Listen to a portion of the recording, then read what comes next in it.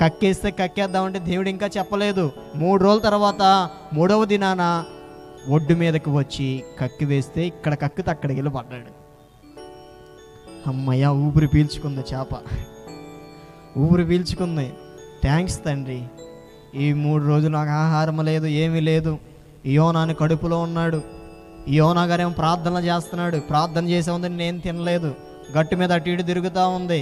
ఎప్పుడైతే కక్కేసిందో bye bye చెప్పి ఇక వెళ్ళిపోయింది సొరచేప.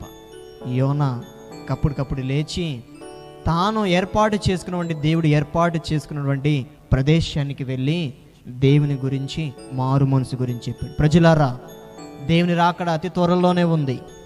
దేవుని రాకడ అతి త్వరలోనే ఉంది. కొద్దిమందే, 20 మందే పర్వాలేదు.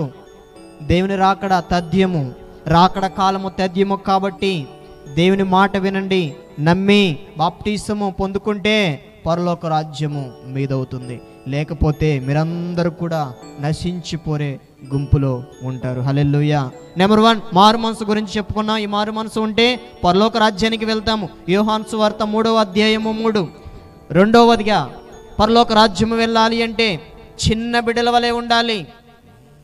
చిన్న బిడ్డల వలె ఎలా ఉండాలి అంటే, పాపము తెలియనటువంటి ఈ చిన్న బిడ్డలు, శాపము తెలియనటువంటి చిన్న బిడ్డలు, అన్యం పుణ్యము తెలియనటువంటి చిన్న బిడ్డలు, వారి మనస్తత్వము దేవుడి మనస్తత్వము లాంటిది.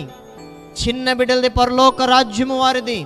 ఒకవేళ మనము చిన్నపిల్లల హృదయము, చిన్నపిల్లల మనసు ధరించుకునే వారిగా ఉండాలి.